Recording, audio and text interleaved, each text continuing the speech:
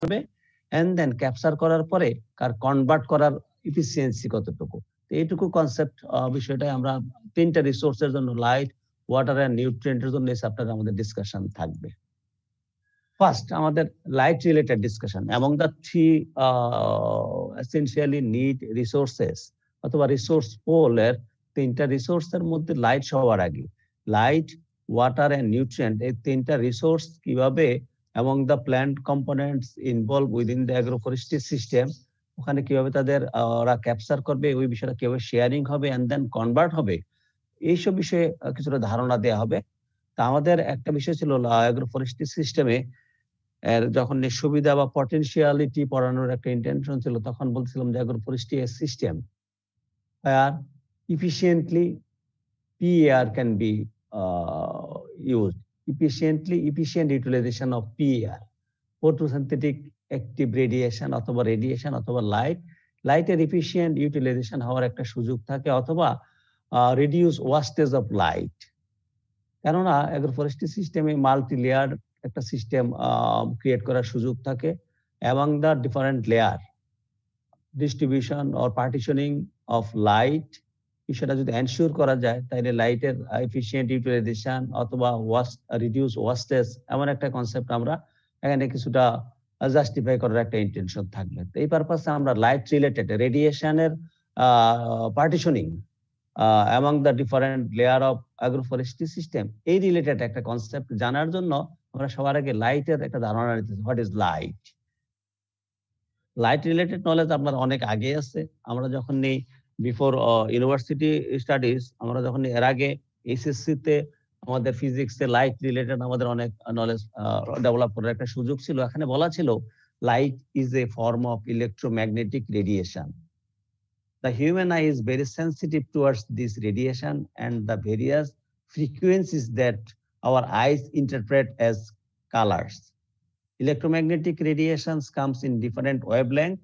The electromagnetic spectrum is very large and human visible light is only a teeny fraction of the spectrum. The total spectrum er ekta minor অংশ, একটা teeny অংশ human eye can recognize. The window of human visible light is roughly 400 nanometer to 700 nanometer. এই বিষয়টা আপনাদের সবার জানা কথাটাই। আমরা যেহেতু লাইটের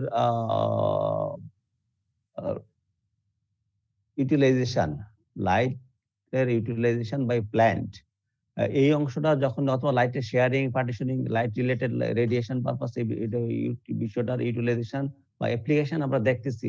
how to use light, how a plant can use light, or in agroforestry system different plant how they share light in different layers or sharing of light or radiation, এমন বিষয়টাও এখানে জানার আগে আমাদের লাইট সম্পর্কে একটা ধারণা। লাইট এখানে বলা হলো একটা ইলেকট্রোম্যাগনেটিক রেডিয়েশন, যেটা ওয়েভলেংথ আকারে ডিফাইন করা যায়।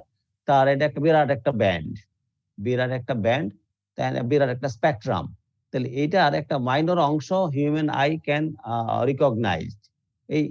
এইটুকু অংশটাকে বলা হচ্ছে একটা রেঞ্জ দিয়ে আছে, একটা মাপের একটা বিষয় আছে 400 ন্যানোমিটার টু 700 ন্যানোমিটার। আর লার্জার দেন 700 ন্যানোমিটার তাকে আমরা বলি যে long wave radiation. Then smaller than 400 nanometre then ওইটাকে আমরা বলি short wave radiation. Both short and long wave radiation are harmful to human health as well as different purpose. আমাদের এই পৃথিবীতে যদি 400 কম 700 বেশি স্পেকট্রামের রেডিয়েশনটা আসতো, তাইলে হয়তোবা আমরা বিভিন্নভাবে ক্ষতিকর বা হ্যাজার্ডাস সিচুয়েশনে পড়ার একটা সুযোগ থাকতো। এই জন্য নেচার ওটাকে এমনভাবে ক্রিয়েটর এটাকে এমনভাবে ক্রিয়েট করছে যাতে করে এই ক্ষতিকর অংশটা পৃথিবীতে না আসে। এই জন্যই আমাদের অ্যাটমসফিয়ারের একটা উপরের দিকে একটা লেয়ার থাকে, আমরা যেটাকে ওজোন লেয়ার বলি। ওখানে এই ধরনের লাইট গুলা ওখানে ফিল্টার করে আমরা যেটুকু অংশ দেখতে পারি এইটুকু অংশই আমাদের কন্টাক্টে আমাদের কাছে আসে। তাহলে আমরা যদি এখানে ভিজিবল স্পেকট্রামটার একটা ধারণা দেওয়ার জন্য we perceive electromagnetic energy having wavelength in the range of 400 to 700 nanometer as visible light.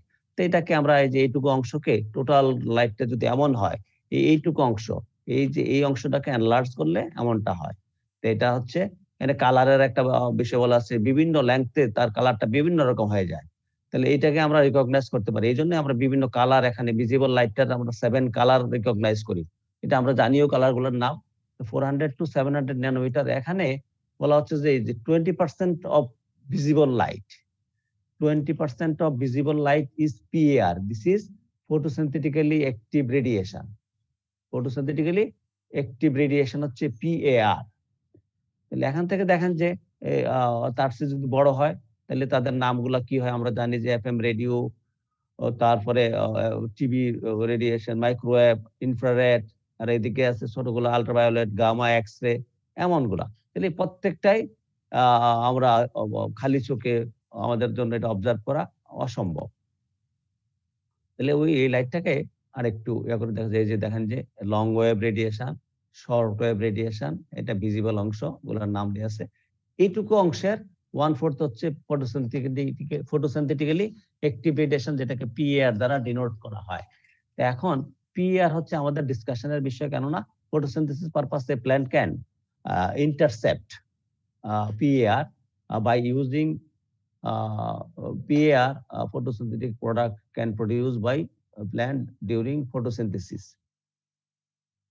এখন সোলার রেডিয়েশন বললাম যে PAR, এখানে রেডিয়েশনটা PAR is very important resource for production because it is the energy source for photosynthesis as well as transpiration, hence growth and development of plants. এমনটা যদি হয়, photosynthesis and transpiration দুটা বিষয় equally important for plant growth and development.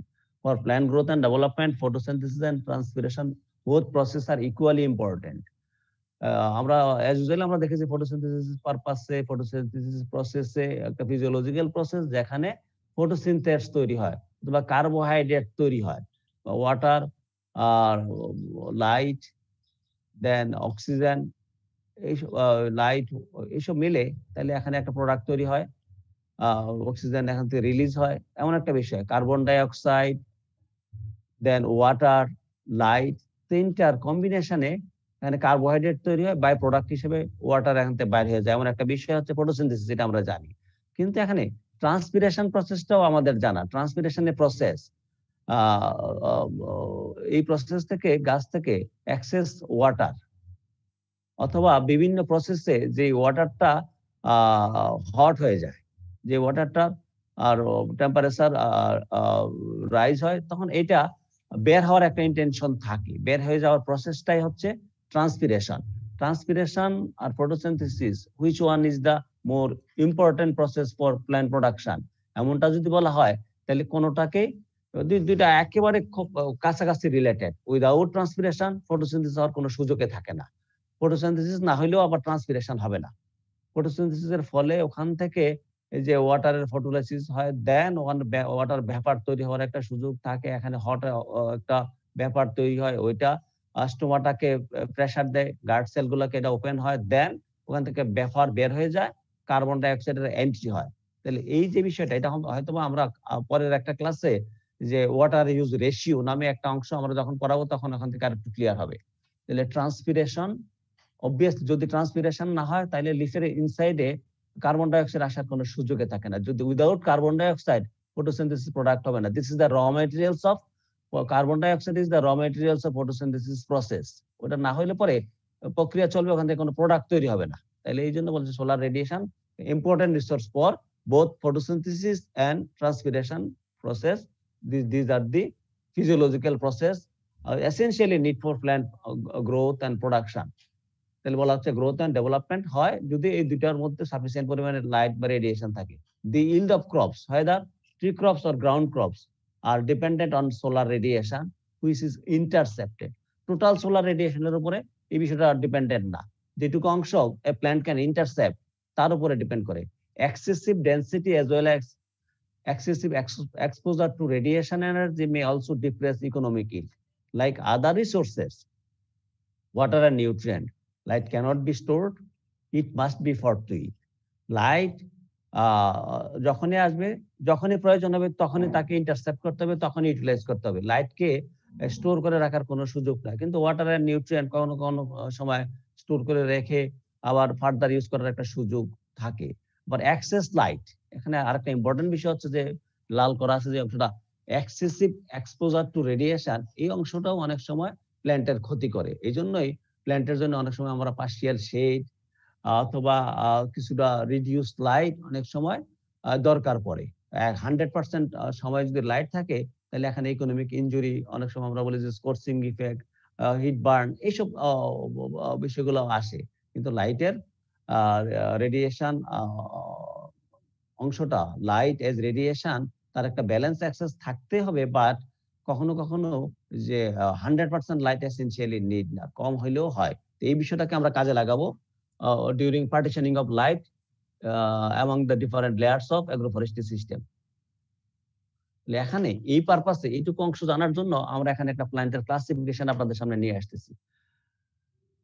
C3 and C4 প্ল্যান্টের কথা বলা আছে। General pattern of light response curve for C3 and C4 plant. আমরা এই যে সেকশনের কে যেন আজকে এই প্রবলেমটা সলভ করে আমার কাছে জমা দিলেন, যেটা এলিয়ারের প্রবলেম, অথবা এই হ্যাঁ এলিয়ারের যে ইন্টারঅ্যাকশন ইফেক্টের স্ল্যাশ এন্ড বার্ন পারপাসে একটা প্রবলেমও জমা দিলেন। কে এটা আছেন আপনি? জি স্যার। তার আপনার নাম জানো কি ছিল? আমি নামটা মনে রাখতে পারি নাই। স্যার নিলয়। নিলয়। ওকে নিলয়। আর ওই স্ল্যাশ এন্ড বার্নের একটা প্রবলেম আমি দিয়েছিলাম, জানেন? হ্যাঁ আপনারটা আমি পরে বলতেছি, আমি ওটাই মেনশন করছি, ওর সাথে কথা বলে আমি সব প্রত্যেকটাই দেখছি আমি। হ্যাঁ প্রত্যেকটাই দেখছি, এগুলো আমি কাজে লাগাবো। আমি আপনাদের আমাদের ক্লাসরুমে দেওয়ার কথা ছিল, একটু ক্লাসরুমের আমাদের লিঙ্কটা একটু সমস্যা করেছে, আজকে আমি এটা আপলোড করতে পারিনি, হয়তো একটু পরে করব। এখানে দেখেন আপনাদেরকে আমি নিলয়কে বলতেছি, Niloy C3 and C4 plant সম্পর্কে আমাদের ধারণা আছে না? জি স্যার। একটু বলেন দেখি, আমি হয়তোবা আমরা সবাই জানি, তবে আপনার কাছ থেকে একটু শুনি। বাট মানে C3 প্ল্যান্ট C4 প্ল্যান্ট বলতে আমরা কি বুঝবো? স্যার C3 প্ল্যান্ট হচ্ছে যারা রেসপিরেশনের সময় যে প্রথম স্থায়ী যে মূলটা তৈরি করে সেটা হচ্ছে 3 কার্বন বিশিষ্ট ফসফোগ্লিসারিক অ্যাসিড। আর হচ্ছে C4 প্ল্যান্ট হচ্ছে 4 কার্বন বিশিষ্ট অক্সালিক অ্যাসিড প্রথমে তৈরি করে। হ্যাঁ অক্সালেট ম্যালেট এইসব বিষয়গুলো। ফার্স্ট প্রোডাক্টটা হচ্ছে 3 কার্বন অথবা 4 কার্বন বিশিষ্ট এমন একটা গ্রুপ আমরা প্ল্যান্টের মধ্যে করতে পারি যাদের গ্লাইকোলাইসিস ওই প্রক্রিয়া ফটোসিনথেসিস পারপাসে যে ফার্স্ট যে সাইকেলটা থাকে, ওখানে যে তাদের ফার্স্ট প্রোডাক্ট থাকে ওইটা 3 কার্বন বা 4 কার্বন বিশিষ্ট, ওই বেসিসে প্ল্যান্টকে একটা গ্রুপ করার একটা সুযোগ থাকে। এখানে ওই প্ল্যান্টগুলার তাহলে আমরা এখানে দেখাচ্ছি যে C3 প্ল্যান্ট C4 প্ল্যান্ট, এদিকে বলা আছে যে ফুল সানলাইট অথবা PAR এর একটা বিষয় দেয়া আছে মেজারমেন্টের, আর এদিকে হচ্ছে আমরা যে কার্বন এক্সচেঞ্জ রেশিও এরকম একটা ফটোসিনথেসিস পারপাসে আর কি, বা ফটোসিনথেটিক প্রোডাক্ট তৈরি হওয়ার একটা বিষয়। আপনি দেখেন যে লাল বিষয়টা আমরা বলছি C4 প্ল্যান্টের ক্ষেত্রে, এটা হাতে ড্র করা বিষয়টা, এটা কোনো সফটওয়্যারে না, এর জন্য এটা একটু ইয়ে থাকতে পারে। তাহলে এখানে দেখানো হচ্ছে যে আমরা এরকমটা দেখানোর বিষয় ছিল যে C3 প্ল্যান্টের ক্ষেত্রে দেখেন এখানে বলা হচ্ছে যে এই জায়গাতে সর্বোচ্চ ফটোসিনথেসিস হয়, সর্বোচ্চ ফটোসিনথেসিস হচ্ছে C3 প্ল্যান্টের। এখানে লাইট পার্সেন্ট হচ্ছে এখানে দেখেন যে নিয়ার 50% বা বিলো 50%। দেন এর পরেও যদি লাইটের পরিমাণ বাড়তে থাকে, ফটোসিনথেসিসের পরিমাণ বাড়ে না, একই রেঞ্জে থাকে। তাহলে এখন যদি আমি তাকে 40%, 45% বা 50% লাইট সাপ্লাই দিতে পারি, তারপরে তো আর লাইট না দিলেও অসুবিধা নাই। তাহলে এখানে হাইয়েস্ট প্রোডাক্ট হচ্ছে, তারপরে আর প্রোডাক্ট হচ্ছে না, এটা একই লাইনে থাকে এমনটাই। আর C4 প্ল্যান্টের ক্ষেত্রে এটা একটু দূরে চলে গেছে, এটা হয়তো এখানে থাকে এই যে 70, 75 তার কাছাকাছি হলে অপটিমাম হয়, তারপরে কার্ভটা এরকম থাকে। তাহলে এটা দেখানোর উদ্দেশ্য হচ্ছে যে সকল প্ল্যান্টের একই পরিমাণ লাইট দরকার নাই, অপটিমাম ফটোসিনথেসিস যে লাইট স্যাচুরেশন লেভেল, এখানে হলে স্যাচুরেটেড লাইট স্যাচুরেটেড, এরপরে আর ফটোসিনথেটিক প্রোডাক্ট আর পারবে না, যতই লাইট দেওয়া হোক না কেন তারপরে আসবে না। This is the net photosynthesis. এখানে দুইটা ওয়ার্ড আসছে, একটা দেখুন যে light compensation point, net photosynthesis, এইসব কথাগুলো আপনারা শুনতে পারেন ফটোসিনথেসিস পারপাসে। কম্পেনসেশন হচ্ছে এখানে ওই যে জিরো পর্যায়ে আসার জন্য রেসপিরেশন যেটা হয় আর কি, এখানে কিছু লাইট লস হয়। তাহলে আমাদের এখন মেইন উদ্দেশ্য ছিল যে এই কার্ভটা দেখানোর যে C3 and C4 প্ল্যান্টের ক্ষেত্রে একই পরিমাণ light not essentially need for optimum photosynthesis, অথবা লাইটের স্যাচুরেশন বা ফটোসিনথেসিস অপটিমাম হওয়ার জন্য 100% লাইট কখনোই দরকার নাই। দেখেন যে এখানে 50% বা 50% এর কম, এখানে 70, 80 তার কাছাকাছি হইলে পরে এই দুই প্ল্যান্টের ক্ষেত্রে অপটিমাম ফটোসিনথেসিস পাওয়ার একটা সুযোগ আছে। তাহলে এই বিষয়টা, তাছাড়া এখানে আমরা আরো কতগুলো পয়েন্ট অ্যাড করতে পারি। কিছু প্ল্যান্ট আছে আমাদের মধ্যে, আমরা ওই ক্যাম্প প্ল্যান্টের নামও আপনারা জানেন। তাছাড়া কিছু প্ল্যান্ট আছে যেগুলোকে আমরা বলি যে শেড লাভিং অথবা shade tolerant plant. Shade tolerant plant, shade loving plant. Shade loving প্ল্যান্টটাকে, ওই প্ল্যান্টটাকে বলি এটা শেড কন্ডিশনে তাদের growth and yield relatively light কন্ডিশনের চেয়ে একটু ভালো হয়। আর শেড টলারেন্ট প্ল্যান্ট হচ্ছে ওই প্ল্যান্টগুলা যে ওই প্ল্যান্টগুলার লাইট থাকলে পরে যে গ্রোথ হবে তার লাইট না থাকলেও একই পরিমাণ। তার মানে কি, কিছুটা শেড কন্ডিশনে সে in the absence of light সে কাছাকাছি, লাইটের কাছাকাছি রিটার্ন দেওয়ার একটা ইন্টেনশন থাকে, ওটাকে টলারেন্সি বলা হয় বা টলারেন্ট প্ল্যান্ট। সেই tolerant, shade loving, C3, C4 এইসব বিষয়গুলো যদি আমাদের ধারণা থাকে, তাহলে আমরা অ্যাগ্রো ফরেস্ট্রি সিস্টেমে অথবা ইন্টারক্রপিং সিস্টেমে মাল্টি লেয়ার ক্রিয়েট করে বিভিন্ন লাইটের ডিমান্ডের উপরে ভিত্তি করে যদি প্ল্যান্ট গুলাকে আমরা বিভিন্ন লেয়ারে ডিস্ট্রিবিউট করতে পারি, তাইলে হয়তোবা এখানে লাইটের পার্টিশনিং বা লাইটের শেয়ারিং অথবা বিষয়টা হইতে পারে। এজ এ রেজাল্ট, যেখানে এখানে যদি এই শুধু C3 প্ল্যান্ট থাকে 40% এর পরে বাকি লাইটটা তো ইদার এসে ওই সয়েলের মধ্যে ট্রান্সমিট করবে অথবা এখান থেকে রিফ্লেক্ট হয়ে চলে যাবে, এমনটাই হবে। তাহলে এখানে যদি এইটুকু 50% এর পরে বাকি আরো কিছু লাইট ইউটিলাইজ করার সুযোগ থাকে, তাহলে এই জায়গাটাকে আমরা বলতে পারি যে ইফিশিয়েন্ট ইউটিলাইজেশন অথবা রিডিউস ওয়াস্টেজ অফ লাইট। এই জন্যই পার্টিশনিং অথবা মাল্টি লেয়ার সিস্টেম এগ্রো ফরেস্ট্রিতে যদি থাকে, কখনো কখনো বলা হচ্ছে by adding shade loving, shade tolerant, C3, C4 and other mechanisms, ওখানে যদি পার্টিশনিং করা যায়, তাহলে তখন আমরা বলতে পারি যে this is the efficient utilization of PR অথবা রিডিউস ওয়াস্টেজ অফ পিআর। এরকম একটা কনসেপ্ট আমরা নিতে পারি। এটা থিওরিটিক্যাল কনসেপ্টটা খুব ইজিলি বলা যাচ্ছে, বাট প্র্যাকটিক্যালি লাইটের পার্টিশনিং বিষয়টা অত ইজি না। তার জন্য হিউজ এক্সপেরিয়েন্স, হিউজ রিসার্চ দরকার, বাট করা সম্ভব কোন কোন ক্ষেত্রে। তাহলে এমনটা করা গেলে obviously this is the efficient utilization of PR অথবা ওয়াস্টেজ রিডিউস করার একটা উপায়। তাহলে ওই লাইট স্যাচুরেশন বিষয়টা কি ছিল, এখানে একটা ডিফাইন করার চেষ্টা, the light intensity above which there is no further increase in photosynthesis rate। আর লাইট কম্পেনসেশন পয়েন্টটা বললাম যে এখানে ব্যালেন্স রেসপিরেশনে কিছুটা লস হয়, balance the light intensity at which photosynthesis and respiration are balanced at this light intensity the net photosynthesis rate is 0। এখান থেকে ফটোসিনথেসিস হওয়াটা শুরু করে। তারপরে আমরা দুটো প্রিন্সিপালের কথা বলা আছে এখানে, তো এই প্রিন্সিপাল গুলো আমরা কিছুটা মেনশন করছি আপনাদের, ওই যে ক্যাপচারস এন্ড ইউটিলাইজেশন যখন কনভার্সন যখন বললাম, principles of light interception. The capture of light depends on two factors. The capture of light depends on two factors.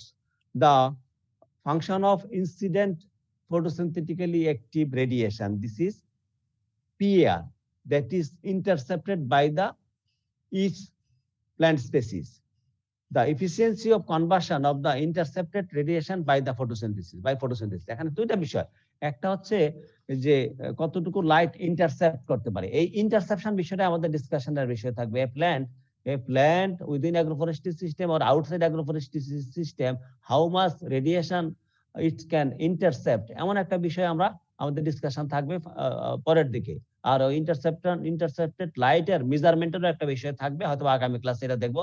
আজকের ক্লাসে how we can measure the intercepted light within agroforestry system or monocropping system, এমন একটা indication দেওয়ার একটা intention থাকবে। এই অংশটা খুবই একটা কমপ্লেক্স অংশ, বাট আমরা ইজিলি এটাকে অবজার্ভ করার একটা ইন্টেনশন থাকবে আমাদের। তাহলে লাইট ইন্টারসেপশন, কি পরিমাণে লাইট ইন্টারসেপ্ট করে, এটা একটা বিষয়, এটা একটা ফ্যাক্টর।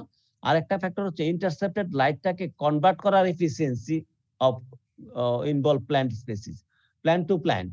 আমরা সাপোজ আমরা এই পারপাসে আমরা যদি সরাসরি থাকলে আমরা মজা করে বলতাম এমনটাই যে, সাপোজ আমার বয়স 50, আপনার বয়স, নীলের কথা বলতেছেন আপনার বয়স 20 বা 25।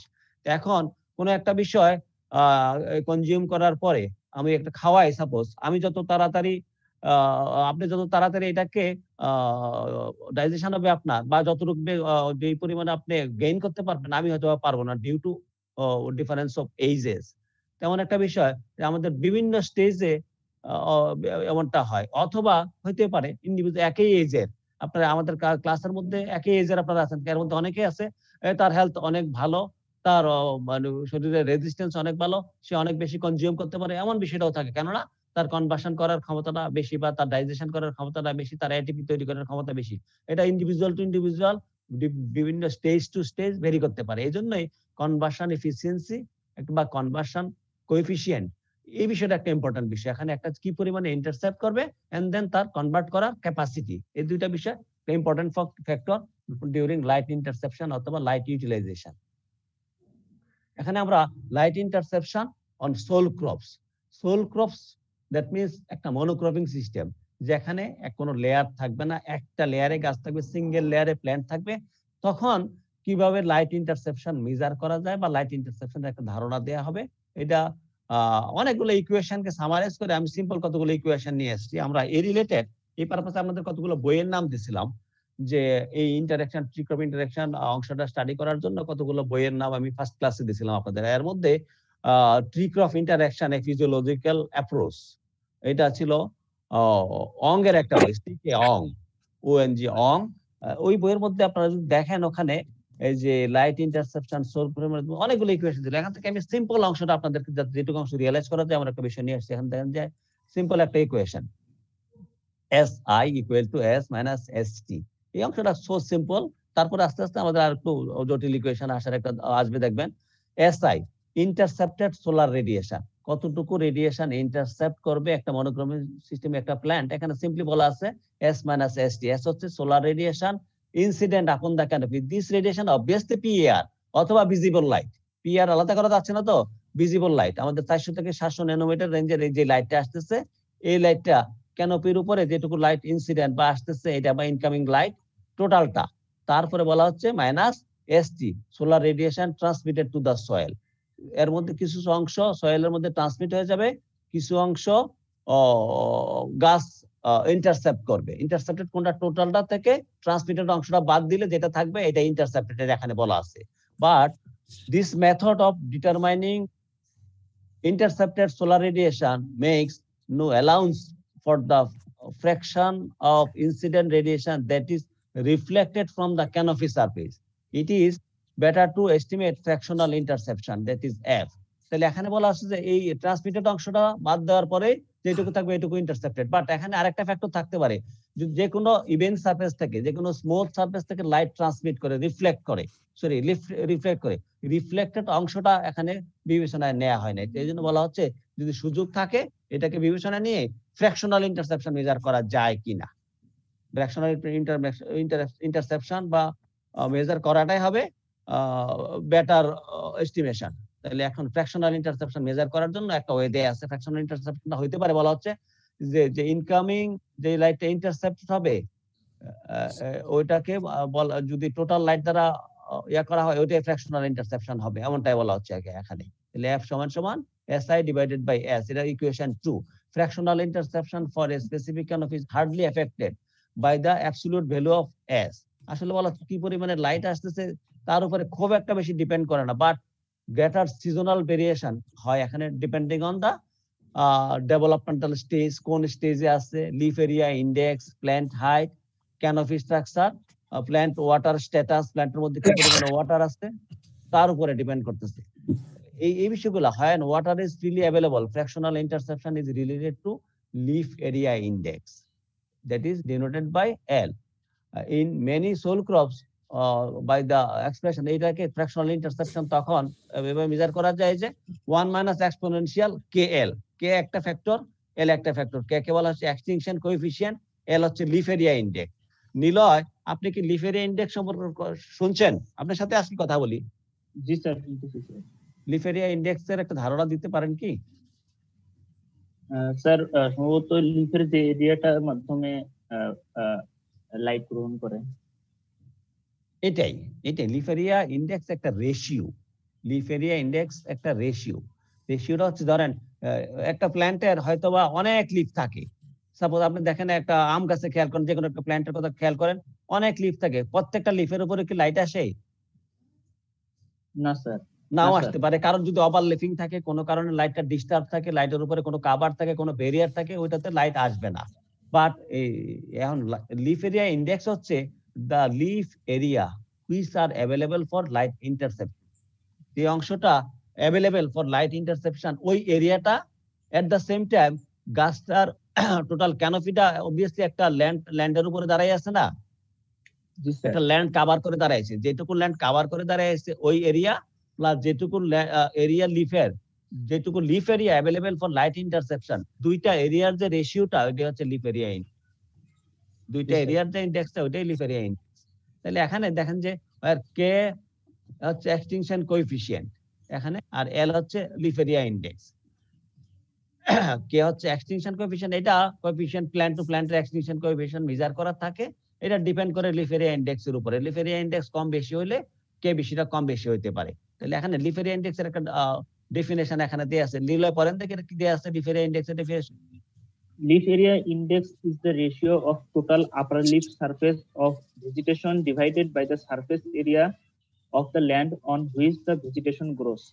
আমি যে কথাটা বলতেছিলাম এটাকে লিফ এরিয়া আপার সারফেস যেটার উপর লাইট আসতে পারে এটা, অথবা যেটুকু গ্রাউন্ড এরিয়া সে কভার করে আছে, দুইটার যে রেশিওটা this is the leaf area index. তাহলে এই ইকুয়েশন 3টা ইউটিলাইজ করে আমরা ফ্র্যাকশনাল ইন্টারসেপশন মেজার করতে পারি যদি এই যে লিফ এরিয়া ইন্ডেক্স আমাদের জানা থাকে, এক্সটিংশন কোএফিসিয়েন্ট প্রত্যেকটা প্ল্যান্টের জানা থাকে আর কি, এটা টেবিলে থাকে। তাইলে তার এক্সপোনেনশিয়াল তৈরি করে 1 থেকে বাদ দিলে যে অংশটা হবে ওইটাই ফ্র্যাকশনাল ইন্টারসেপশন। তাহলে এই মেজারমেন্টটা আমাদের খুব একটা অ্যাটেনশন দিব না, আমরা মিক্সড ক্রপের দিকে চলে যাব, light interception on mixed crop ওখানে। কারণ যেহেতু আমরা অ্যাগ্রোফরেস্ট্রি সিস্টেমে অনেকগুলো কম্পোনেন্টের একসাথে, অ্যাগ্রোফরেস্ট্রি একটা intercropping system,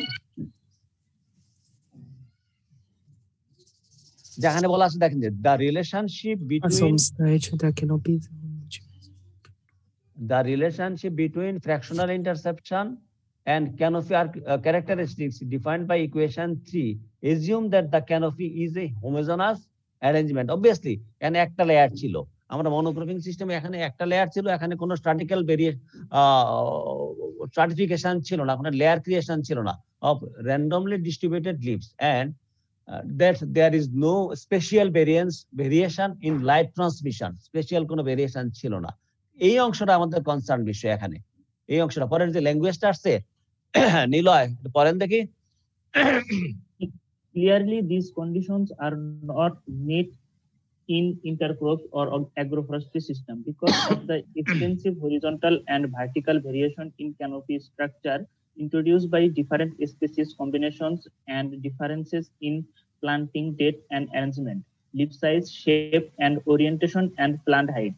Canopy architecture is also constantly changing in mixed cropping systems because of the differing growth and duration of the component species.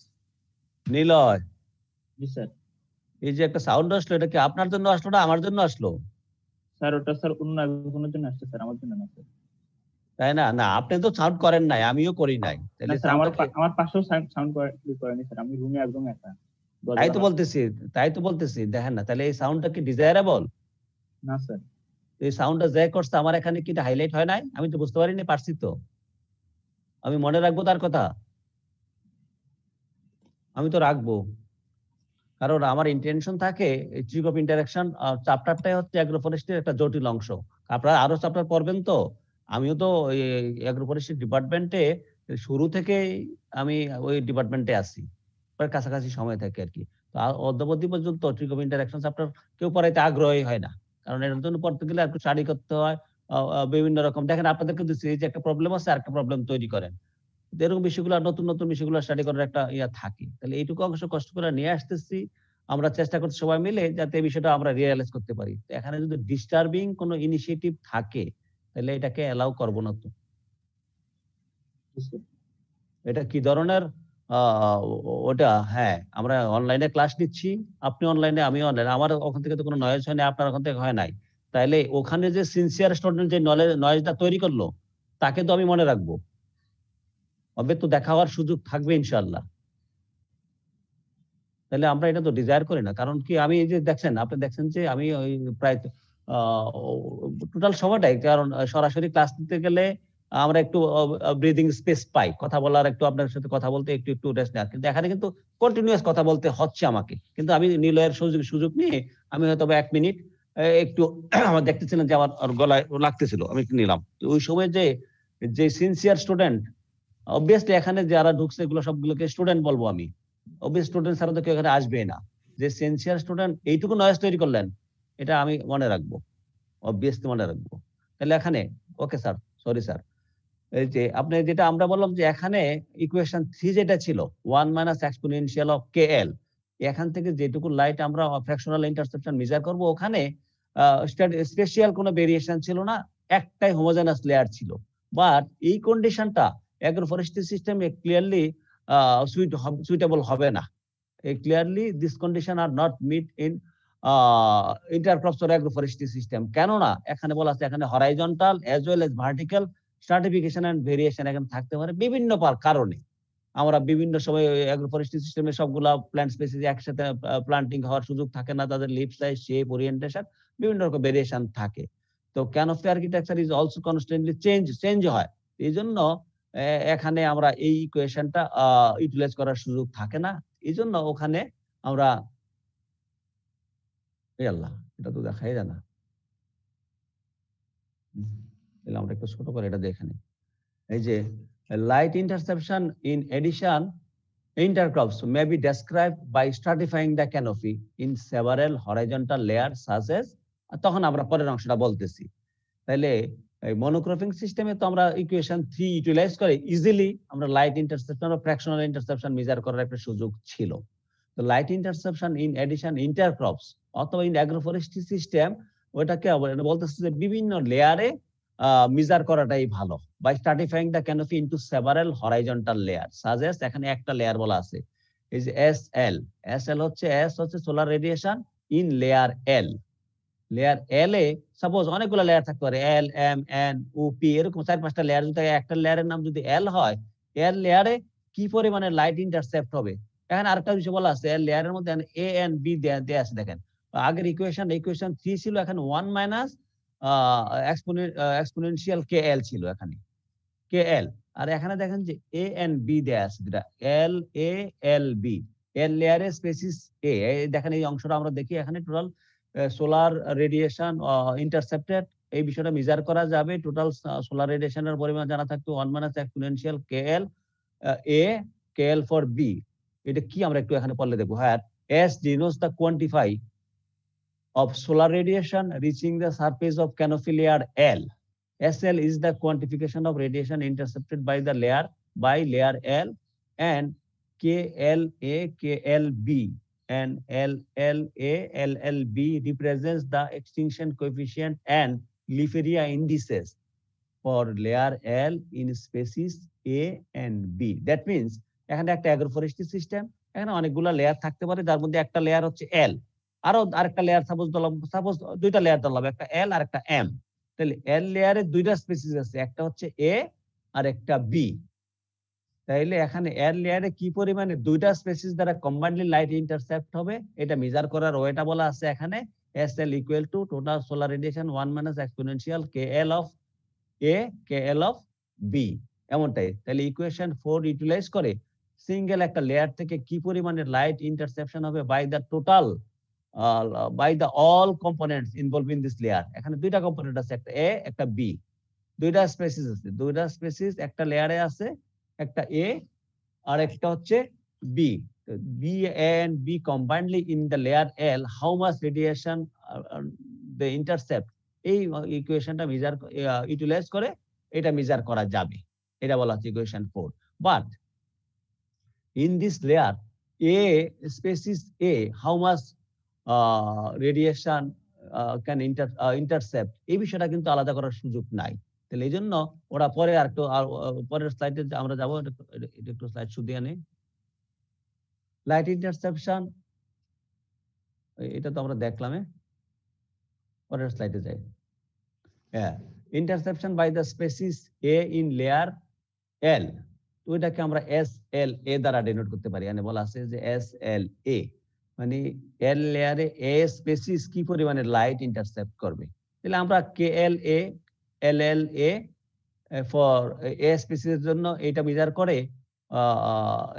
SL টোটালটা যদি জানা থাকে, তাহলে এখান থেকে এইটুকুর যে রেশিওটা হবে এভাবে এই দুইটার যোগফল প্লাস এই রেশিওটাকে ওইটা দ্বারা গুণ করলে যেটুকু আসবে এই মানটা হবে A এর জন্য। সিমিলারলি বি এর ক্ষেত্রে বি উপরে থাকবে আর দুইটার যোগফল নিচে, এখান থেকে বি পরিমাণটা হইতে পারে। তারপরে এখানে বলা আছে যে total daily interception for intercrops by the species A and B may be obtained by the summing of appropriate interception values for all canopy layer, that is SL, L লেয়ারে এই দুইটার যোগফল SL সমান সমান SLA plus SLB, equation 5 and equation 6 থেকে যে মানটা আসবে, এখানে ইকুয়েশন 4 এ আমরা যদি যাই, ইকুয়েশন 4 এ কম্বাইন্ডলি একসাথে দুইটা স্পেসের একসাথে light solar radiation intercepted radiation measure করার একটা উপায় আছে বাই ইউজিং দ্য ইকুয়েশন 4। তাহলে এর লেয়ারে কি পরিমাণে লাইট ইন্টারসেপ্ট করবে এমন একটা ইন্টেনশন এই ইকুয়েশন দ্বারা মেজার করা যাবে। তারপরে বলা হচ্ছে স্যার স্যার এখানে এক্সটেনশন কোএফিসিয়েন্টস দ্বারা কি বোঝানো হচ্ছে? এলএ এলবি যে ডিনোট করছে আগের স্লাইডে। হ্যাঁ, এটা আমি আপনাদেরকে কনভার্সন কোএফিসিয়েন্ট বলে আসছিলাম কোন একটা বিষয়। হ্যাঁ হ্যাঁ, কনভার্সন কোএফিসিয়েন্ট, তাহলে কনভার্সন কোএফিসিয়েন্টটাই ডিনোট করে এক্সটিংশন কোএফিসিয়েন্ট দ্বারা যে গাছের কি পরিমাণে প্ল্যান্ট টু প্ল্যান্ট তার কনভার্ট করার বিষয়টা কম বেশি হয়। এই জন্য প্রত্যেকটা স্পেসিসের এক্সটিংশন কোএফিসিয়েন্ট ভ্যালু থাকে, যেটা টেবিল আকারে পাওয়া যাবে। এই ভ্যালুটা এক্সটিংশন কোএফিসিয়েন্টের উপরে বেসিস করে ওই প্ল্যান্টটা কি পরিমাণে কনভার্সন এফিসিয়েন্সি কম বেশি বোঝা যাবে। এক্সটিংশন কোএফিসিয়েন্ট হচ্ছে দিস ইজ দা কোএফিসিয়েন্ট যার উপরে, যেই ম্যানটার উপরে ডিপেন্ড করে তার কনভার্ট করার ক্ষমতা কত কম বা বেশি। ওকে জি স্যার। তো এখানে আমরা SLA মানে এল লেয়ারে এ স্পেসিস কতটুকু লাইট ইন্টারসেপ্ট করবে এইটুকু অংশ এভাবে মেজার করতে পারি। KL for A and B দুইটার সামেশন, দুইটার যে এই রেশিওটা হবে এটাকে টোটাল ওই যে ইকুয়েশন 4 এ যেটা মানটা পাবো না ওইটাকে এটা দ্বারা গুণ করলে পরে যে মানটা আসবে এটা হবে এটা, আর সিমিলারলি এটা হবে SLB। তারপর আবার বলা আছে এখানে যে এই দুইটার যোগফল তো অবভিয়াসলি SL এর সমান হবে। ইকুয়েশন 4 এর যে মানটা ছিল লেফট সাইড যে SL সমান সমান SLA প্লাস SLB। তাহলে এখন আমরা ইকুয়েশন তিনটা ইকুয়েশন দেখলাম, যে equation 4, 5 and 6, these equations are obviously essentially need for quantifying or measuring the intercepted light in agroforestry system। কারণ SL দ্বারা আমরা যে কোনো একটা ইন্ডিভিজুয়াল লেয়ারে বিভিন্ন স্পেসিস দ্বারা কম্বাইন্ড কতটুকু লাইট ইন্টারসেপ্ট করবে তা মেজার করার একটা ইন্টেনশন, একটা ইন্ডিকেশন পাওয়া যায়। আর within the species individual plant species within the layer, in a specific layer individual plant species কি পরিমাণে লাইট ইন্টারসেপ্ট করবে তার জন্য একটা ইন্ডিকেশন দেয়া আছে ইকুয়েশন 5 and 6। তাহলে ইকুয়েশন 4, 5 and 6 ইউটিলাইজ করে আমরা কিভাবে লাইট ইন্টারসেপশন মেজার করতে পারি তার জন্য কিছু কোয়ান্টিফিকেশন আগামী ক্লাসে আমরা প্রবলেম আকারে বা কিছুটা কনসেপচুয়াল উদাহরণ বা হাইপোথেটিক্যাল উদাহরণ তৈরি করে এগুলো এক্সারসাইজ করব আমরা আগামী ক্লাসে ইনশাআল্লাহ।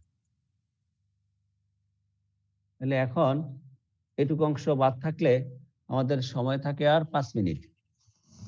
এখন কিছু ডিসকাশন আসতে পারে, যেমন কালকের ক্লাসে আমরা ল্যান্ড ইকুইভ্যালেন্ট রেশিও পড়ানোর পরে দুটো প্রবলেম ছিল, এখানে কিছু কিছু স্টুডেন্ট আপনারা প্রবলেমটা সলভ করে এখানে পাঠাইছেন। তো এখন যদি আপনারা সবাই মিলে এরকম করে পাঠান এগুলো দেখানো সম্ভব না। আমার ইন্টেনশন হচ্ছে আপনারা ওটার মধ্যে ইনভলভ কিনা।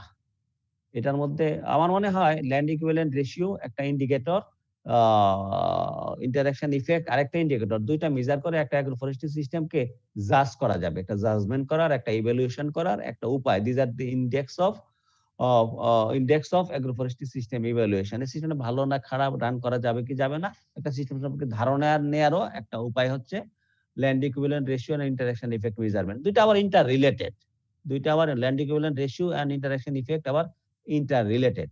তাহলে ল্যান্ড ইকুইভ্যালেন্ট রেশিও সম্পর্কে গত ক্লাসে যে ধারণা দেওয়া হলো তার উপরে বেসিস করে দুইটা প্রবলেম সলভ করার কথা ছিল। কেউ কেউ একুরেটলি সলভ করে আমার কাছে জমা দিয়েছেন, আমি একটু অবজার্ভ করছি 2-3 জনেরটা যে এটা একুরেটলি আর কি ওটা আমি যেভাবে ডিজায়ার করছি কিভাবে সলভ করে পাঠাইছেন। কিন্তু আমরা জানি এই রিলেটেড অ্যাগ্রোফরেস্ট্রির যখন ফাইনাল পরীক্ষা রিভ্যালুয়েশনে আমরা এরকম একটা দুইটা ম্যাথ থাকে, ম্যাথের প্রশ্নগুলা 80% স্টুডেন্টই আনসার করার ইন্টেনশন থাকে না, 80% স্টুডেন্টের ইন্টেনশন থাকে না, যারা দেয় তার মধ্যে 50% ভুল যায়। অথচ বিষয়গুলো কিন্তু মোটেও জটিল না। আমি দেখতেছি এখন আপনারা পারতেছেন, বিশেষ করে আমি খুব বেশি ডিলাইটেড, এমনকি আমি প্রাউড ফিল করতেছি এইভাবে যে বিশেষ করে ইন্টারঅ্যাকশন ইফেক্ট মেজার করার জন্য আমি সাইমালটেনিয়াস সিস্টেমের একটা উদাহরণ আপনাদেরকে দেখাইছি, তারপরে সিকুয়েন্সিয়াল এর স্ল্যাশ এন্ড মালসের একটা উদাহরণ আপনাদেরকে দিলাম যে আপনারা এটা সলভ করে নিয়ে আসেন। তারপরে স্ল্যাশ এন্ড বার্নের আপনারা একটা উদাহরণ বা এক্সাম্পল তৈরি করে দেন। স্ল্যাশ এন্ড বার্নের দু একটা এক্সাম্পল আমার কাছে অলরেডি এসে গেছে। তাহলে এটা নিয়ে আমি একটা এটা সলভ করে একটা মেটেরিয়ালস তৈরি করছি, হয়তো বা কিছুক্ষণ পরে ওখানে আপলোডও দিব আপনাদের। তো আমার মনে হচ্ছে আপনাদের রিয়েলাইজেশন অথবা understanding level regarding slash and burn system obviously এটা অ্যাকুরেট। আমরা যেটুকু ডিজায়ার করতেছি এটা মোর দেন সাফিসিয়েন্ট, এমন একটা রিটার্ন বা রিফ্লেকশন আপনাদের কাছ থেকে পাইছি। এই জায়গাতে আমি খুব বেশি সন্তুষ্ট। তো আশা করি এইবার আমি জানি না এইবার ফাইনাল পরীক্ষার প্রশ্নের সাথে কে কোন টিচার ইনভলভমেন্ট থাকবে। তো আমার ইনভলভমেন্ট থাকার সম্ভাবনাও থেকে যায়। হয়তোবা লায়ন প্রশ্নে থাকে যে আমার ইনভলভমেন্ট থাকার। যদি থাকে বা সব টিচারের তো থাকবে মডারেশন করার প্রশ্ন বিষয় থাকে, তাহলে ইন্টারঅ্যাকশন থেকে কিছু কিছু ম্যাথমেটিক্যাল অ্যাপ্রোচ আপনাদের কে জাজ করার জন্য বা অথবা ইজিলি মার্কস ক্যারি করার জন্য এই বিষয়গুলো দেয়া হবে, যাতে করে আপনারা এই বিষয়টা সহজে অ্যাচিভ করতে পারেন আর কি, এমন একটা ইন্টেনশন থাকবে। এখন যদি কারো 1 মিনিট সময় আছে, কেউ যদি কিছু বলতে চান বলতে পারেন।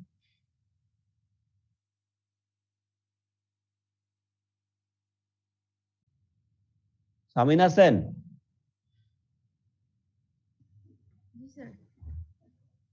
আপনি কি স্ল্যাশ এন্ড বার্নের কোনো প্রবলেম ক্রিয়েট করছিলেন? স্যার এখন পর্যন্ত করিনি স্যার। সময় নাই না ব্যস্ত? না স্যার করবো, এই উইকেন্ডে করবো না। ওকে, পরের কি ক্লাস? স্যার খুব সম্ভবত কেমিস্ট্রি, কেমিস্ট্রি। ওকে স্যার, তাহলে 1 মিনিট সময় আছে, বেস্ট অফ লাক, সবাই ভালো থাকেন। পরের ক্লাসে আগামী সপ্তাহের সোমবারের ক্লাসে দেখা হবে। ওকে স্যার, আসসালামু আলাইকুম স্যার।